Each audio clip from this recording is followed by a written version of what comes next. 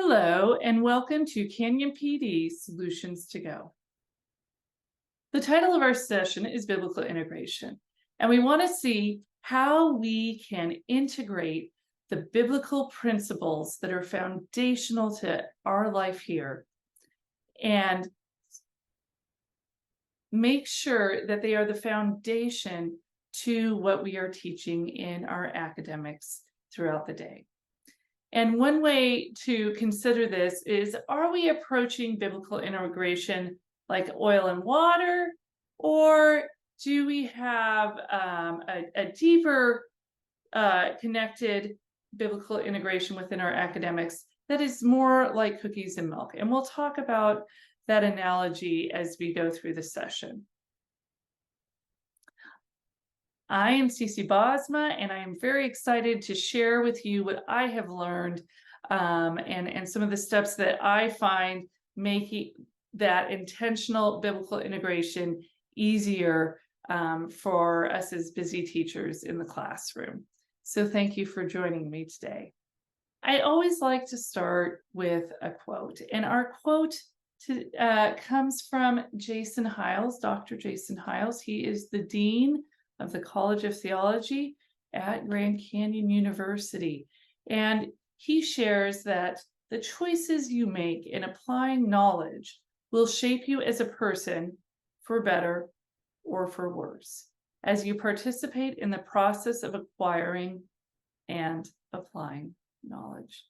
And I think that that is so true. As we think about biblical integration as Christian school teachers, consider just how valuable the work you are doing is in shaping disciples. We see what is happening in the world, and we know that oftentimes knowledge is used for evil rather than good. And when we view academics through a biblical lens, we are not just interpreting information in the world, but rather looking at the world with an entirely different perspective. And that begins with following Jesus. As we go through our session, this takeaway container is going to appear from time to time. If you haven't done so already, please take this opportunity to pause your screen whenever you see the container and conduct a short reflection. See what you can take away. Think of those thoughts that have popped into your mind, because certainly I don't have all the answers, and you're going to generate your own ideas. Get those down on paper so that you can come back to them at the end of our session and act on them.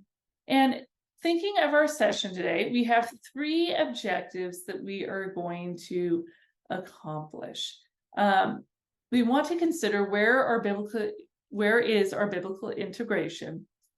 We're going to look at sort of the different levels of integration and share ways in which we can make our biblical integration more authentic in every subject. In order to do that, we do want to share with you some simple methods and some essential components that will make integrated lesson plans development a little bit easier for you. And we will conclude with the next steps and how to use the tools provided to drive biblically integrated instruction.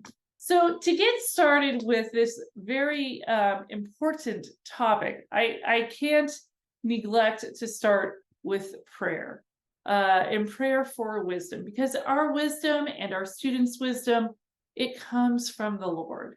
The most important step in creating biblically integrated lessons is to take the time to pray.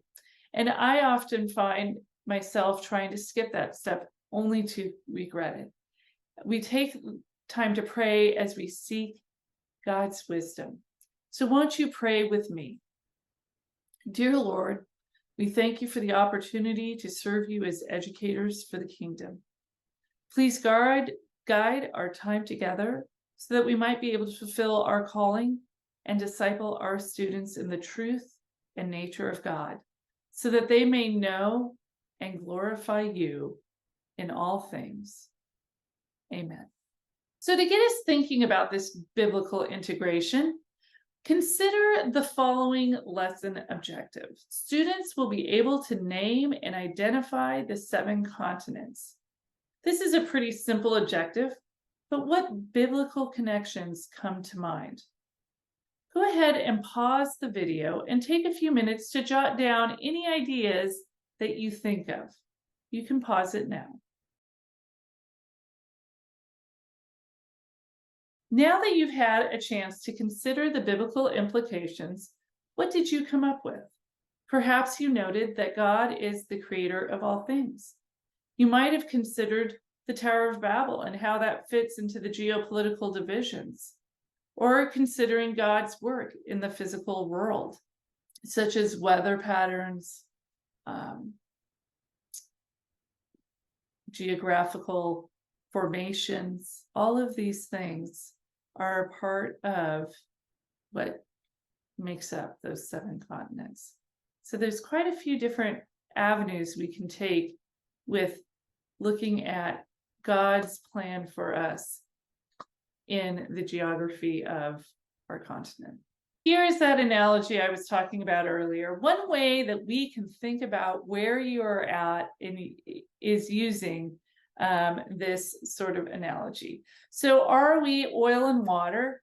Where both are very important substances. However, they don't mix together to make something even better. They tend to separate, right? And are we keeping our talk of God's great plan for us just in Bible class, or is it throughout the academics of the day? Cookies and milk are both delicious when consumed separately, but become an even better treat when mixed together. They become something greater and they make a bigger impact. So when thinking about biblical integration, it is helpful to develop a better understanding by looking at what it is and what it isn't and everything in between. Oftentimes we can look at it as if there are several levels of biblical integration. So let's take a look at 4 common levels and think about where you might fall in this range.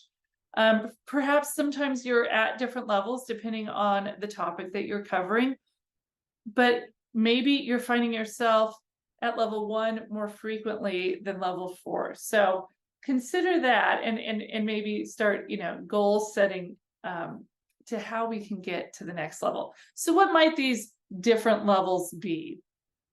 The first level would be just making some general Bible references in the context of the academic subject. For example, a literature teacher might mention biblical symbolism in a particular novel, or a history teacher might discuss the role of religion during a particular period in history.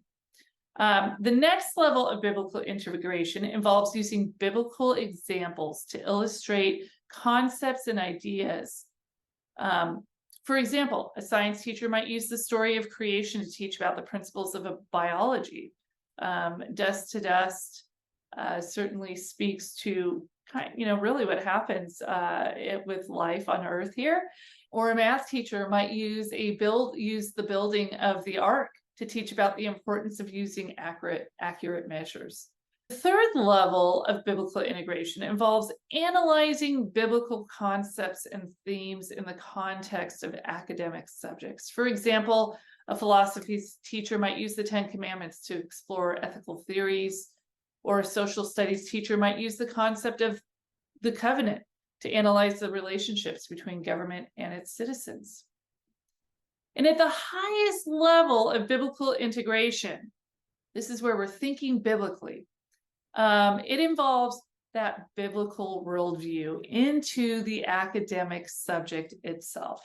And this means using the Bible as a foundational framework for understanding the subject matter.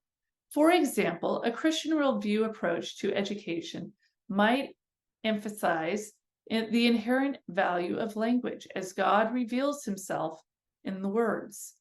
Skillful use of words is how we share the gospel with others. And when we are integrating at that highest level, we're not looking at how the Bible fits into the subject. Rather, it's more accurate to consider how the subject fits into our biblical worldview.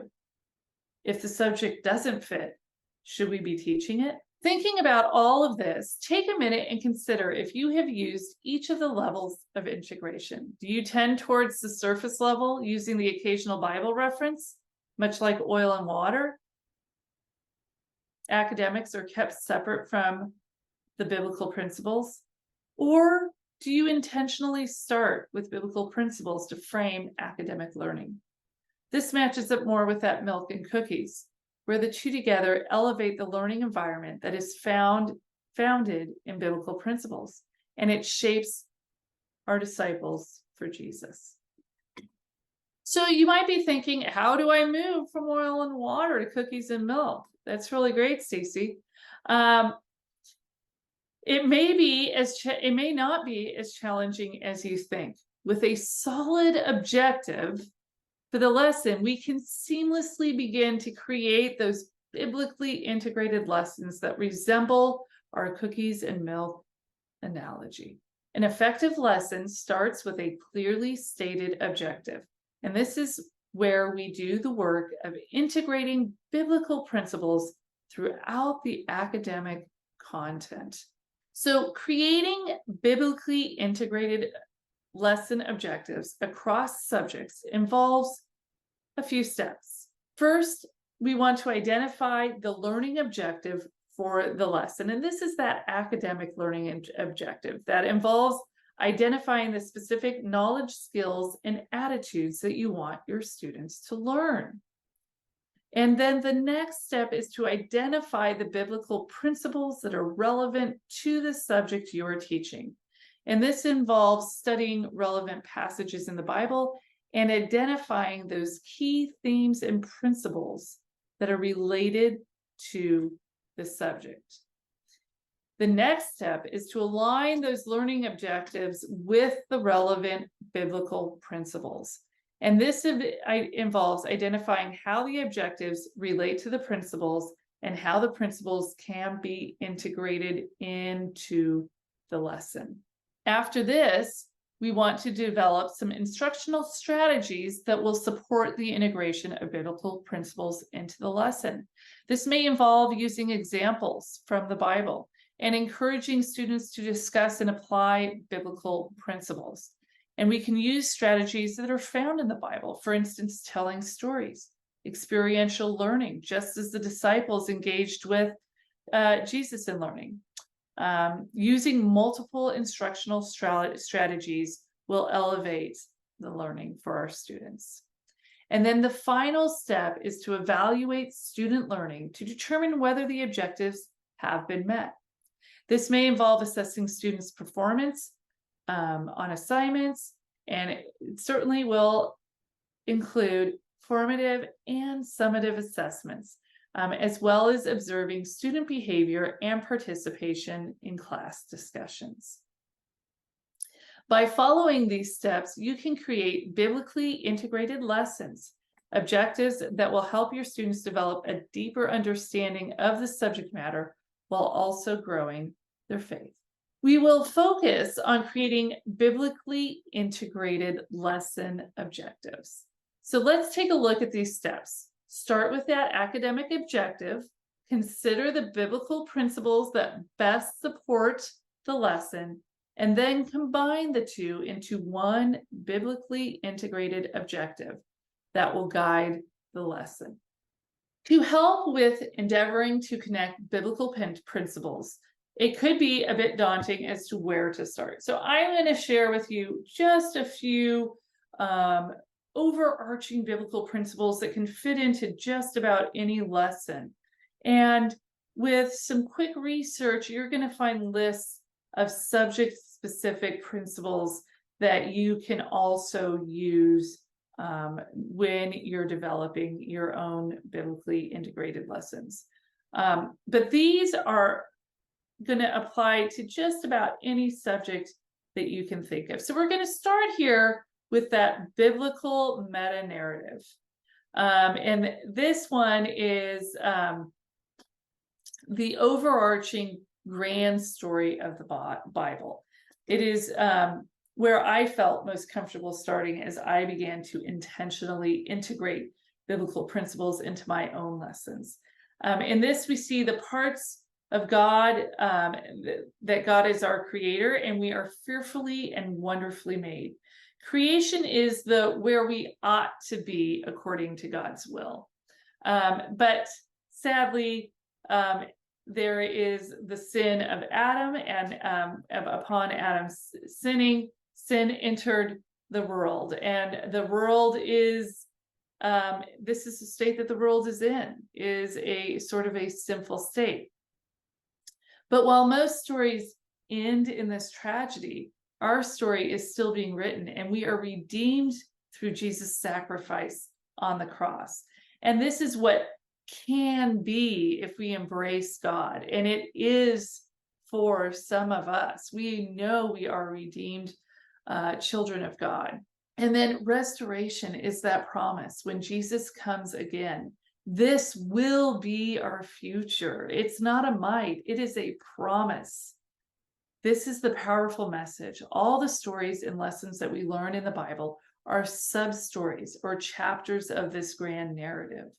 And this explains the beginning of the past and the present, where we're at, and our future, our most assured future. And then I also wanted to share another very broad principle that you can certainly narrow down for specific subjects. And these are just starting points for you. Just get those, what biblical principles are you talking about? I can't think of any right now. I'm still trying to, figure out how I'm going to clean up last period's mess, right? So these are some great overarching principles that can be crafted, not diluted, but crafted to fit with just about any academic subject. So these are the moral reasoning and formation biblical principles. And these are the connection between what we know and how we should act. And every academic discipline requires action. And by relating these principles, we can help our students grow their faith and actions. And isn't that really what we want to have happen in our classroom? And where does our moral reasoning information principles come from? Micah 6:8. We read, "He has told you, O man, what is good, and what does the Lord require of you? But to do justice and to love kindness and to walk humbly with your God." So this verse contains key biblical principles that can be of value and integrated into the education and academics that you're teaching in your classroom. So how does this look? The Bible teaches that wisdom is more valuable than any material possession. In schools, this can be applied by teaching students to seek wisdom through knowledge and understanding, and by encouraging critical thinking, problem solving, and decision making. There's also that integrity. And the Bible teaches us that honesty, transparency, and accountability are essential virtues. This can be applied by teaching students to develop strong moral compasses, to be truthful and responsible, and to demonstrate integrity in all of their actions. We also have love mercy.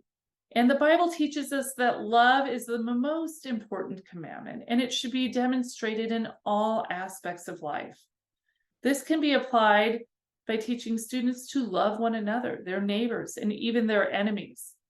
And it includes promoting kindness, respect, empathy, and forgiveness.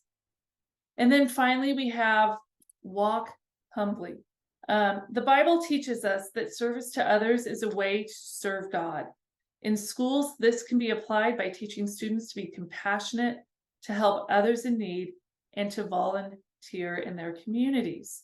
And as they seek to grow in knowledge, and they will take this walking humbly into their profession and into adulthood. And through our academics, we want our students to strengthen their faith. And the Bible teaches that faith is an essential component of a person's life, and it should be reflected in their actions. So in our classrooms, we want to make sure that we're teaching our students about faith and encouraging them to explore their beliefs. And we want to provide them opportunities for worship and prayer. And when we talk about faith building, especially depending on what kind of school, you may have a student in front of you that doesn't believe, and we need to give them space to explore that. We don't want to assume that they have a strong faith walk, because they may not believe. And in order to encourage that faith to grow, in order to provide that space for God to work in their lives, we have to give them opportunities to ask questions and discover God's love and work in their lives. So be open to other ideas and be ready to gracefully approach the doubts that sometimes our students will have.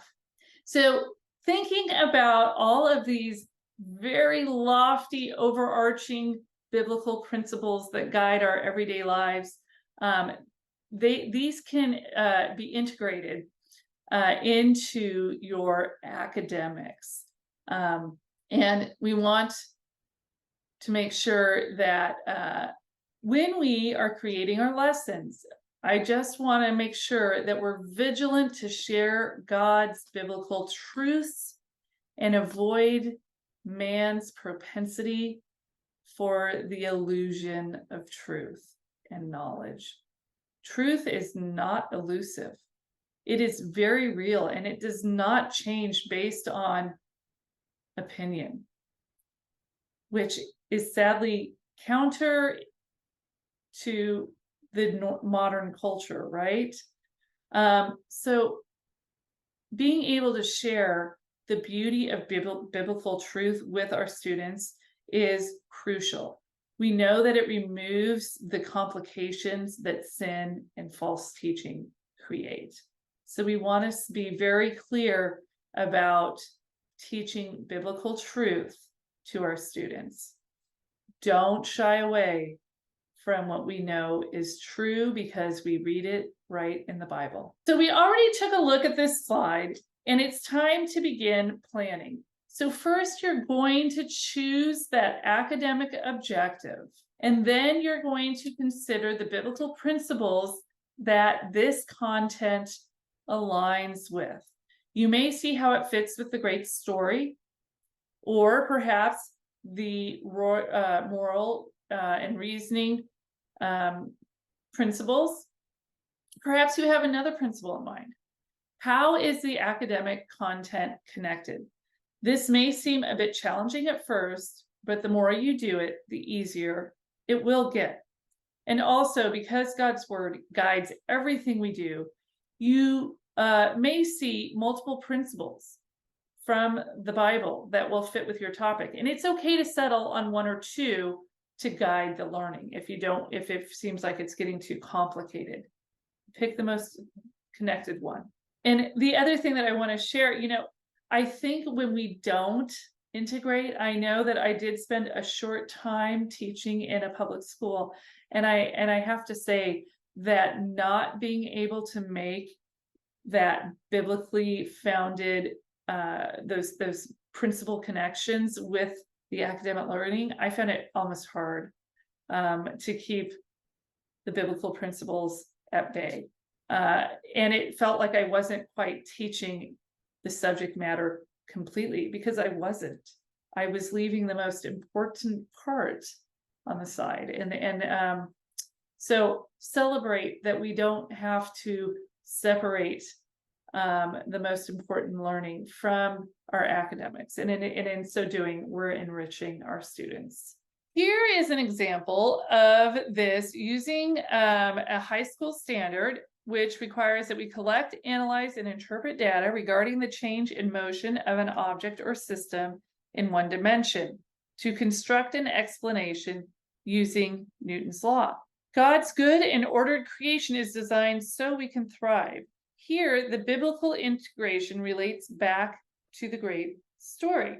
And so we see that the students will develop a model that demonstrates how Newton's laws describe change in a motion of an object in one dimension. And so that's our academic lesson objective. Our biblical principle is that God's creation is logical and ordered according to his plan. And so we simply just need to combine these two statements into one biblically integrated lesson objective. Students will develop a model that demonstrates how Newton's laws describe changes in motion of an object in one dimension and further demonstrating his plan for humankind. Logic and order. As educators, we have the responsibility to integrate biblical principles into our academic curriculum. And by doing so, we provide students with learning experiences that are altogether quite lovely. And they truly build that biblical worldview for the present and for the kingdom work in the future. Take a minute and reflect on what you will take away from this example. How can you integrate biblical principles into your own lessons? What has come to mind so far? Go ahead and pause the video.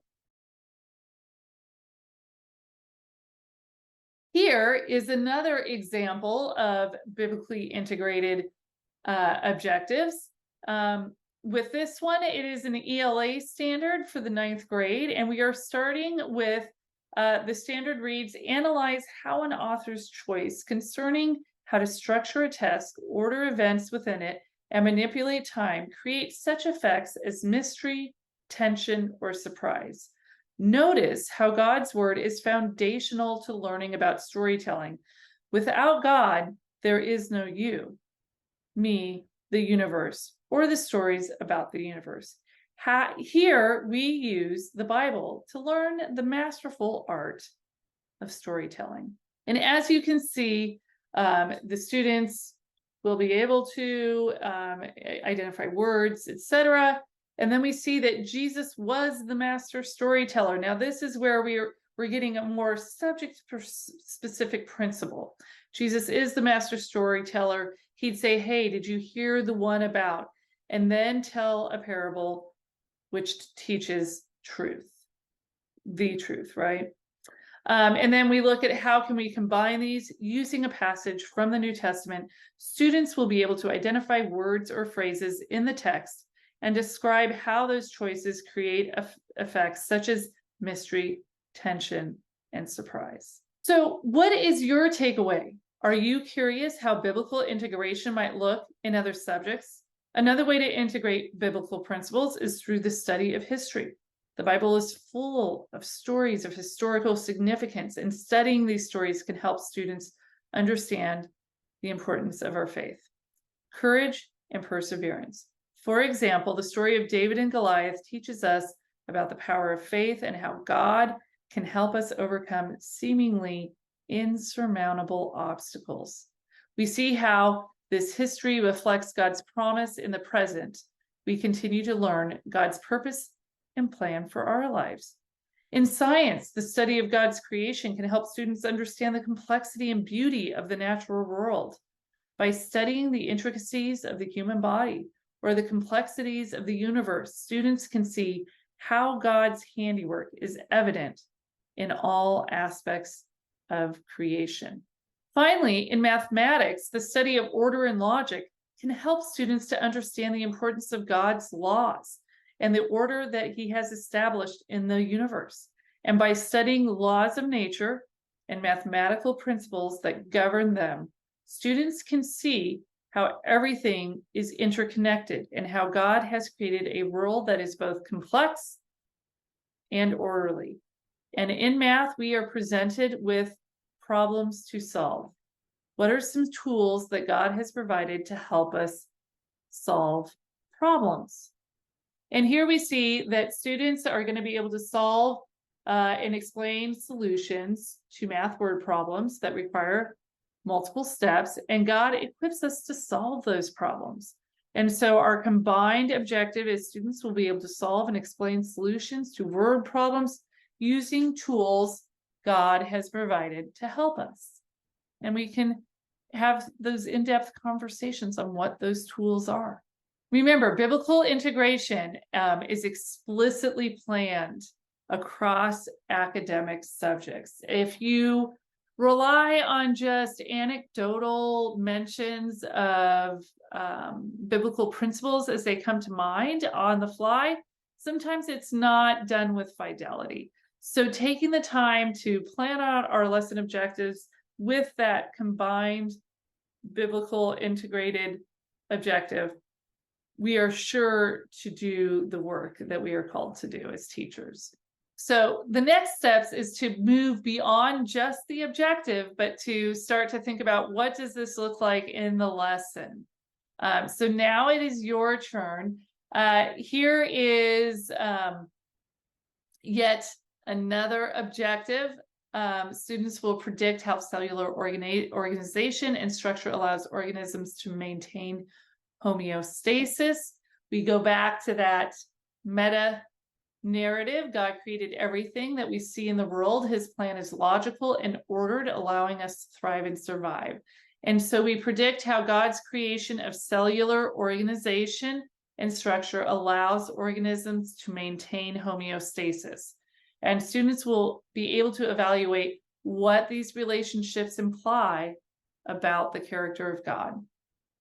So as we see here in this lesson on homeostasis and this cell structure, the anticipatory set starts with, does homeostasis stay in the science class? And this is a great driving question.